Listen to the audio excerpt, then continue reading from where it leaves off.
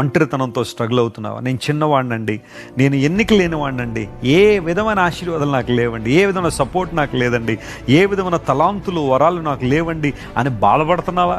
దేవుడు మాట్లాడుతున్నాడు, వారిలో ఒంటరైన వాడు 1000 మంది అవుతాడు, ఎన్నిక లేనివాడు బలమైన జనం అవుతాడు. ఎందుకు అవుతారంటే యెహోవానగు నేనే ఈ కార్యాన్ని త్వరపెట్టి జరిగిస్తాను.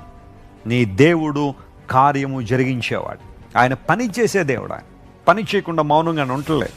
తన ప్రజల పక్షంగా ఆయన మౌనంగా ఉండువాడు కాదు. ఈరోజు నేను లేవనెత్తి నిన్ను బలపరిచి తన మహిమ కొరకు వాడుకోవాలని దేవుడు ఆశిస్తున్నాడు. నిన్ను ఒక బలమైన జనాంగంగా దేవుడు చేయాలని కోరుతున్నాడు. నమ్ము దేవుని వాగ్దానాన్ని, ఆయన వైపు విశ్వాసంతో చూడు. నీ విశ్వాసానికి కర్త, దాన్ని కొనసాగించి దేవుని వైపు నువ్వు చూడగలిగితే విశిష్టమైన ఆశీర్వాదాలు చూస్తావు.